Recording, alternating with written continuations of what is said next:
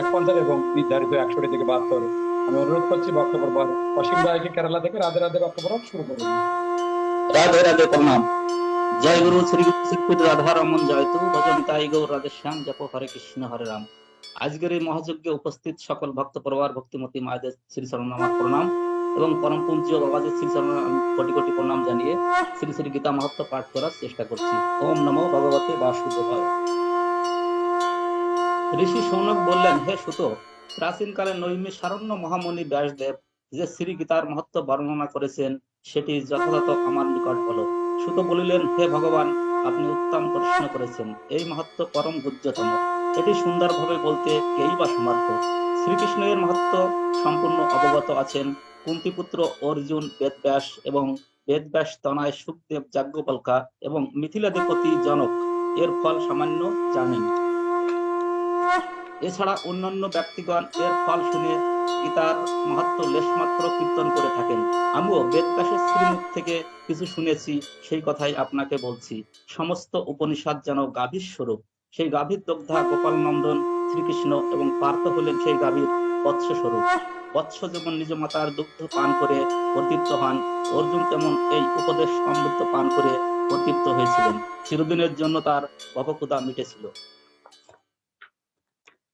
গীতা স্বরূপ অমৃতই এই উপনিষদ গাভীর সুস্বাদু দুগ্ধ, এবং এই গীতা অমৃত স্বরূপ দুগ্ধ সুধীগণ পান করে থাকেন।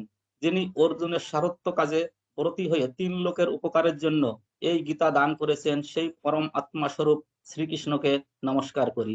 যে ব্যক্তি এই ঘোর সংসার সাগর থেকে উত্তীর্ণ হতে ইচ্ছা করেন, তিনি এই গীতারূপ নৌকা আশ্রয় করলে অনায়াসে সংসার সাগর পারে যেতে পারেন। যে ব্যক্তি গীতা জ্ঞান অভ্যাস করে অথচ সে যদি মুখ্য বাঞ্ছা করে, তবে সে বালকগণের উপহাসের পাত্র হয়।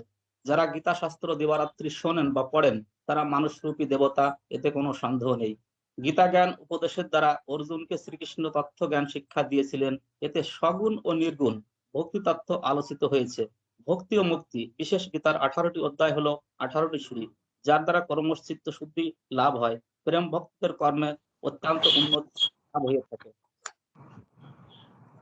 আমি গীতাকে আশ্রয় করেই থাকি, গীতাই আমার মন্দির, এবং গীতা জ্ঞানকে অবলম্বন করেই আমি ত্রিভুবন পালন করি।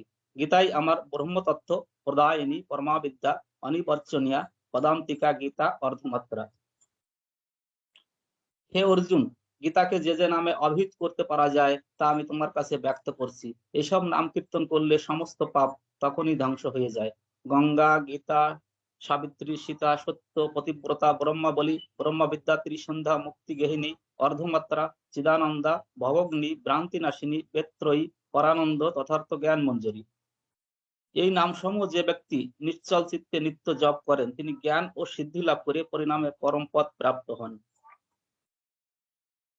মানুষ যখন কোনো কর্মের অনুষ্ঠান করেন, সেই সময় গীতা পাঠ করলে সেই সব কর্মে নির্দোষ হয়ে সমূহ ফল দানে সমর্থ হয়।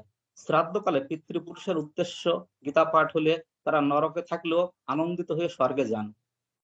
গীতা পাঠের দ্বারা শ্রাদ্ধ পালনে পরিদীপ্ত পিতৃপুরুষ আজন্মকে আশীর্বাদ করে সন্তুষ্ট হয়ে পিতৃলোকে যান। চামর সহ গীতা দান করলে সম্ভব কৃতকৃতা হওয়া যায়। সুবর্ণ সহ গীতা গ্রন্থ বিদ্যানকে দান করলে আর পূর্বজন্ম গ্রহণ করতে হয় না। 100 গীতা গ্রন্থ দান করলে ব্রহ্মলোক প্রাপ্ত হয় এবং ফিরে আসতে হয় না। গীতা দানের পূর্ণ ফলে সপ্তকল্প পরিমিত কাল বিষ্ণু আনন্দ ভোগ করা যায়। গীতার অর্থ শুনে গীতা দান করলে ভগবান তৃপ্ত হয়ে বাঞ্ছিত ফল দান করেন। ব্রাহ্মণ, ক্ষত্রিয়, বৈশ্য ও শূদ্র কুলে পুরুষ বা স্ত্রী দেহ পেয়ে যে ব্যক্তি এই অমৃত রূপিণী গীতা শোনে না বা পাঠ করে না, সে অমৃত পরিবর্তে বিষ পান করে। সংসার দুঃখে আর্ত ব্যক্তি গীতার জ্ঞান লাভ করলে এবং গীতা অমৃত পান করলে ভক্তি লাভে সুখী হয়ে থাকেন। জনকাদি বহু রাজস্বী গীতাকে আশ্রয় করে নিষ্পাস হয়ে পরমপদ লাভ করেছেন। গীতার শ্লোক উচ্চারণ করা বা গীতার জ্ঞান লাভ করা সকলের নিকটেই গীতা ব্রহ্ম স্বরূপিণী। রাধে রাধে। সর্বচরণে পুনরায় প্রণাম জানিয়ে আমি আমার পাঠ আজকের মতো এখানে বিশ্রাম রাখছি। আমার ভুল ত্রুটি ক্ষমা সুন্দর দৃষ্টিতে দেখবেন। জয় গীতা। রাধে রাধে রাধে রাধে। সুন্দরভাবে বক্তব্য শ্রীমদ থেকে আমি শ্রীমদ ভগবত গীতার মাহাত্ম্য বাংলা বক্তব্য প্রণাম বক্তব্যকে। খুব সুন্দরভাবে আমরা গীতা পাঠ আলোচনা তাৎপর্য ব্যাখ্যা এবং শ্রীমদ্ ভগবদ গীতার মাহাত্ম্য উপস্থাপন করলাম।